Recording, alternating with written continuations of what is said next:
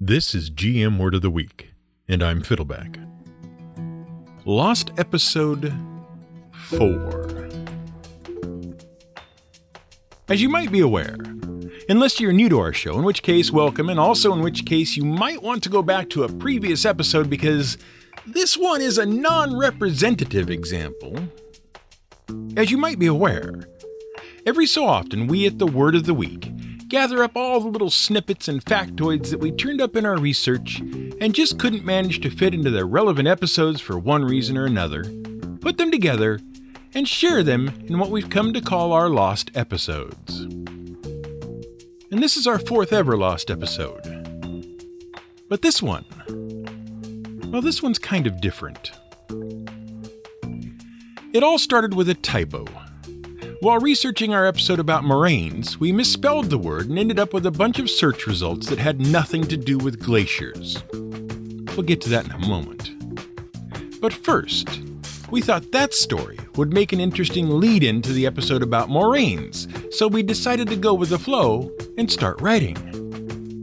Eventually, the introduction ballooned into 3,000 words about cognition, fantasy novels, microbiology, and communities coming together to do wonderful things. And also about the tragic loss of a great writer that affected us deeply and personally many years ago. Even as we wrote it, we knew we'd have to throw it out. It was too long. But we kept going anyway, because it covers some fascinating topics. In the end, we couldn't bear to throw it away, so instead, we're turning it into the first ever Lost episode that was written before the episode it was lost from. A pre-Lost episode. Here then is what might have been if we'd kept it in. Enjoy this Lost introduction to Moraine. This is GM Word of the Week, and I'm Fiddleback. Moraine. As you might expect, each episode of the Word of the Week involves a lot of research. As smart as we, the collective brains behind this nerdy endeavor, as smart as we might be, we don't know nearly as much as we'd like about every possible topic. And we never assume we know anything about things we know about. Partly because when you don't know something, you generally also don't know that you don't know it. And partly because there is a tendency for people who know a little bit about something to assume they know more than they do. Now, this fact has been identified by great thinkers and writers throughout history. Chinese philosopher Confucius once said, "Real knowledge is to know the extent of one's ignorance." English playwright William Shakespeare said, "The fool doth think he is wise, but the wise man knows himself to be a fool." And one of our favorite mathematicians, Bertrand Russell, once said, "Those who feel certain are stupid, and those with any imagination and understanding are filled with doubt and indecision." But no one said it better than Plato in his dialogue Apology. Therein, the character of Socrates says the following: "I am wiser than this man, for neither of us appears to know anything great and good. But he fancies he knows something, whereas I do not fancy I do. In this trifling particular, then, I appear to be wiser than he, because I do not fancy I know what I do not know." Now, this is all down to a rather famous cognitive bias that was first described academically in a paper by two social scientists, David Dunning and Justin Kruger. The paper, published in 1999, was entitled "Unskilled and Unaware of It: How Difficulties in Recognizing One's Own Incompetence Lead to Inflated Self-Assessments." In it, the two scientists described a series of experiments in which the participants are asked to rate their skills and abilities, and then had those abilities measured. They discovered that not only do people tend to overestimate their own skills and abilities, the effect is drastically amplified in people who have some small amount of knowledge in a given area. Eventually, this cognitive bias became known as the Dunning-Kruger effect. However, Dunning and Kruger didn't start their landmark paper with experiments and data. They actually started it with the hilarious story of MacArthur Wheeler. On April 19th, 1995, police showed up at the door of the middle-aged Pittsburgh man to arrest him for robbing two banks in broad daylight. Mr. Wheeler could not fathom how he had been identified so quickly. He was reportedly incredulous. So incredulous that he didn't deny his crimes. Oh, Mr. Wheeler had robbed the banks. It's just that he thought he had been invisible. See, Mr. Wheeler knew something interesting about lemon juice. If you write a message on a piece of paper in lemon juice, because the juice dries clear, you can't see the message. However, if you expose the paper to heat or rub it with a wax crayon or salt it for a few minutes, you'll be able to read the message. That's because the acidity of the lemon juice damages the paper, and that damage becomes visible under certain circumstances. What does any of this have to do with robbing banks? Well, Mr. Wheeler knew that you could make invisible ink from lemon juice. So logically, if you rub that invisible lemon juice ink on your face should also become invisible. The legendary thinker that he was, Mr. Wheeler covered his face in lemon juice, robbed 2 banks at gunpoint, and assumed no one would ever be able to identify the Invisible Man. During a psychological assessment, it was determined that Mr. Wheeler wasn't delusional. He was completely sane. He just truly thought that invisible ink ought to make something invisible. Never mind that it's only the ink that becomes invisible and not the paper itself. But we digress. Now, it's important to note that cognitive biases are neither unsurprising nor entirely negative. A cognitive bias, by the way, is simply a pattern or thought or belief that isn't derived purely from logic or reason. And, as psychologists Eamon Nathan Tversky and Daniel Kahneman described in 1972, they are actually remarkably important. Your brain has to deal with a lot of information. Your senses are constantly bombarded with real-time data about the entire world around you. Your memories are stuffed to exploding with experience and recollections to the tune of, according to some estimates, 10 to 100 trillion bytes of data. In order for you to make decisions in any reasonable span of time, your brain has to develop shortcuts and highlight only the most useful data, instead of dwelling on information it doesn't have. Cognitive biases are vital to keeping your brain from getting bogged down or just frying its synapses. But again, we digress. What does any of this have to do with moraines? Well, when running Google searches for information about glacial moraines, we kept encountering results for someone named Moiraine Damodred, or Moiraine Aes Sedai.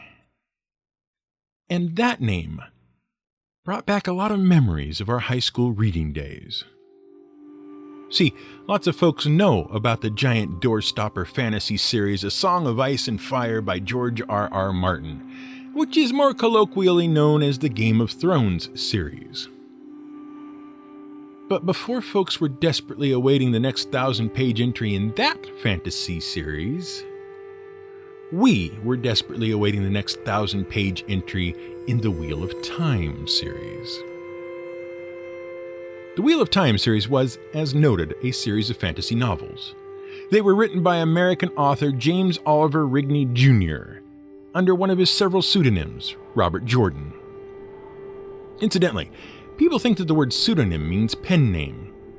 It doesn't. It comes from the Greek and means false name. However, the French colloquialism for pseudonym is nom de plume. And that does mean pen name. Or rather, it means name of the pen. Well, technically, plume comes from the French word for feather, but plume became synonymous with pen because of feather pens or quill pens. Of course, the word quill also means feather. Oh, it should also be noted that the term nom de plume was specifically coined after an older phrase, nom de guerre, which means name of war. And that referred to a practice by the army of France during the late Middle Ages to assign recruits a nickname that appended to their names. The practice of the nom de guerre endured. Later, it became a matter of safety and security, allowing various operatives to conceal their true identities, as well as a way of building a separation between civilian and military life. The use of nicknames, call signs, and noms de guerre also helped build bonds of fraternity and sorority in military units. But we digress. The late James Oliver Rigney Jr. wrote under several pseudonyms during his life and wrote many different types of books. As Chang Lung, he wrote theatrical and dance criticism. As Reagan O'Neill, he wrote historical fiction. As Jackson O'Reilly, he wrote historical nonfiction.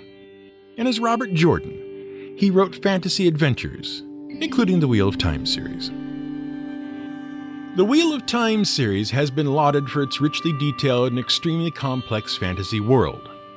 But given Jordan's passion for history and for alternate history fiction, this is no surprise. The world itself is locked in an unending cycle of historical ages that come and go. That's the so-called Wheel of Time. The transitions between the ages are generally marked by massive cataclysms. The books themselves feature an ensemble cast of characters across several nations and continents, but primarily concern the story of Rand al'Thor.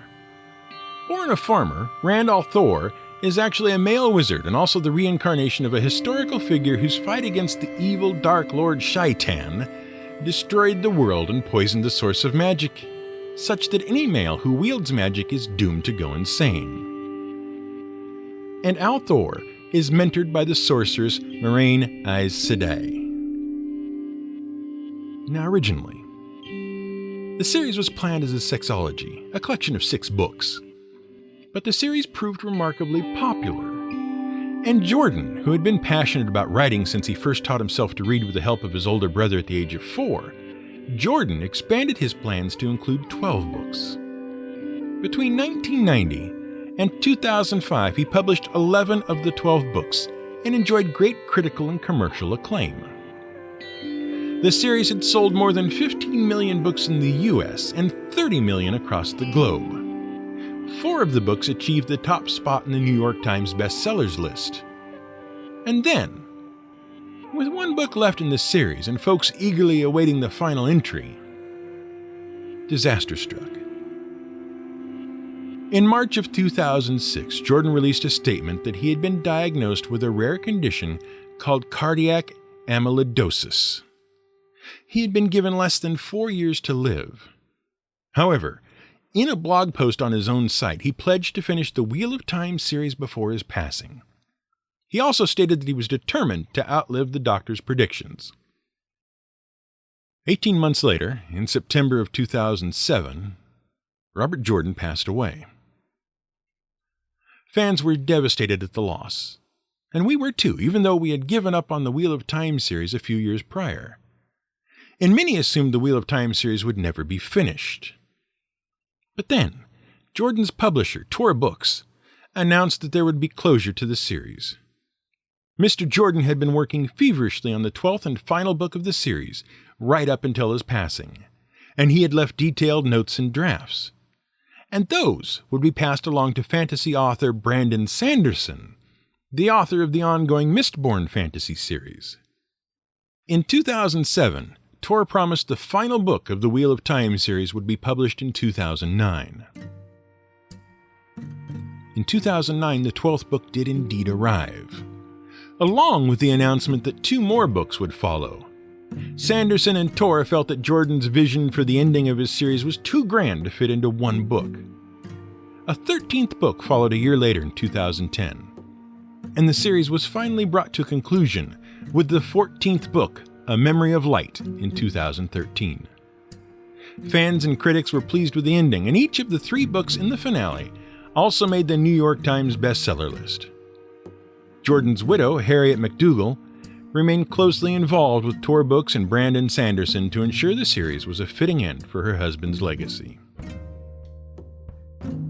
That said, the loss of Robert Jordan, who also wrote several Conan novels back in the early and mid-'80s, was a tragic one, especially so soon after his confident insistence that he would outlive the doctor's 4-year prognosis. But the odds were against him. Amyloidosis, which comes in several types, is incurable. Chemotherapy treatments do extend the life of the patient, but the median survival in the best case with ongoing treatment is around 7 years, and can be as short as 5 months. Amyloidosis occurs when deposits of amyloids, build up in various organs. In Jordan's case, they were building up in his heart. But amyloid deposits can form in the brain, leading to Alzheimer's disease or spongiform encephalopathy, which is also called mad cow disease. If amyloids build up in the pancreas, they can form a type of diabetes mellitus, also called type 2 diabetes. But what are amyloids, and how do they build up? Well, amyloids are the result of improperly folded proteins. And that brings us to one of the most fascinating aspects of human biology you can imagine: proteins and protein folding. Proteins are vital for life. Everything you do, everything your body does, relies on proteins. Now, there are many different types of proteins, but they are all made up of the same basic building blocks. See, proteins are polymers. A polymer is a molecule that is basically just a long string of simpler molecules. Those simpler molecules are called amino acids. And though there are over 500 known amino acids, all life on Earth relies on just 20 of them. And if you've played Mass Effect 3 and heard Mordin Solis's song, you can sing their names. Which we're not going to do. You can look it up. So, proteins are long strings of amino acids, and the instructions for building those proteins, that is what is actually in your genetic code, your DNA. The blueprint for making you, your chromosomes that reside in the heart of every cell in your body, they are just instructions for stringing together amino acids into proteins. How does that make you you? Well, because proteins do everything. Proteins are tiny molecular machines. Each protein has a very distinct shape to it, and that shape allows it to do something. For example, hemoglobin, which is actually made up of 4 entangled proteins, hemoglobin is shaped in such a way that molecules of oxygen fit comfortably inside it, 4 at a time. The hemoglobin can open itself to catch oxygen and can squeeze the oxygen back out. ATP synthase is an incredibly complicated collection of proteins that works like a combination of a rotary pump and a printing press. As it spins, powered by the flow of proteins inside your body cells, it stamps out endless supplies of adenosine triphosphate, which provides energy for all of the chemical processes in your body. Every chemical process in your body has one or more little molecular machines associated with it. And those are your proteins. Now, proteins are extremely complicated. They are formed when other proteins in your body, because you have proteins to build proteins, read your genetic code and then start stringing together amino acids according to the blueprint. Now, once the protein is assembled, something amazing happens. The long chain curls up, it folds up, it shapes itself into precisely the proper shape that it needs to do its job. And it does so based on all sorts of electrical and chemical forces between the various links in the chain. Some of those links, for example, like to be near each other, or near water, or far from water, or far from each other. And as each link settles into its proper place, the protein takes its shape. Of course, your body also has proteins that help assemble and fold some of the more complicated proteins. But what does any of this have to do with the various forms of amyloidosis? Obviously, the shape of a protein is extremely important, and if a protein doesn't fold up into its proper shape, it's useless. Now, your body has machinery to break down unneeded proteins, and improper protein folding happens all the time in your body. It's a very complicated system, and sometimes mistakes happen. Normally, they aren't a problem. But if there are a lot of improperly folded proteins, they can clump together into an extremely resistant plaque deposit. These deposits are called amyloids, and they can get in the way of your normal biological processes. In your brain, they can lodge between your neurons and basically block the signals from getting through. That's part of Alzheimer's disease. In your pancreas, the amyloids can interfere with the insulin-producing bodies known as the islets of Langerhans. which can be one cause of diabetes. And in your heart, they can damage the cardiac muscle tissue that keeps your blood pumping. Now, amyloidosis can be treated. For cardiac amyloidosis, the treatment generally involves chemotherapy. Chemotherapy, as it turns out, is a confusing word for many folks.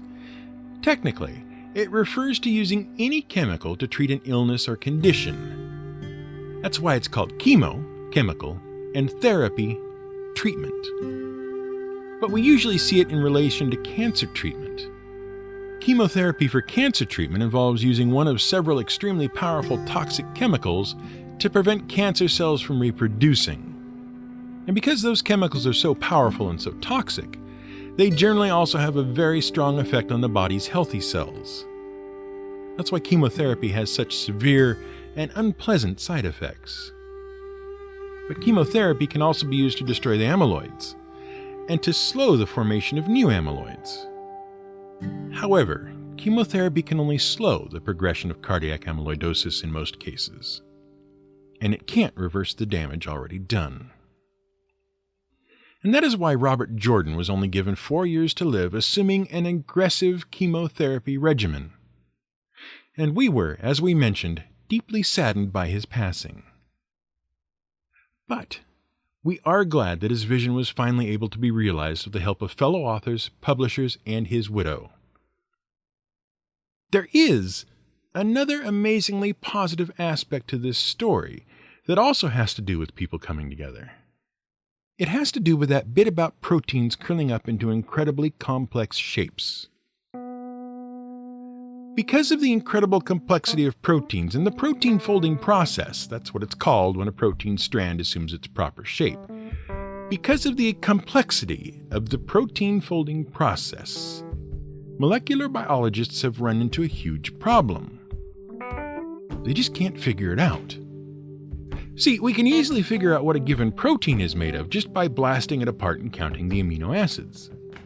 We can even figure out the order of amino acids in a protein. But when we're faced with an unknown protein, it can be almost impossible to figure out how it's going to fold up. You're essentially trying to figure out the one right way to wad up an incredibly long piece of string. And if we can't figure out how it folds up, we can't figure out exactly how it does its job. This is important because in the case of viruses and other pathogens, if we can figure out how their proteins work, we can short-circuit or destroy them. And that brings us to Foldit. Foldit is an online puzzle game developed by the University of Washington's Department of Biochemistry. It was first released in 2008 and is still being updated today. It is free to play and available in 9 languages at fold.it.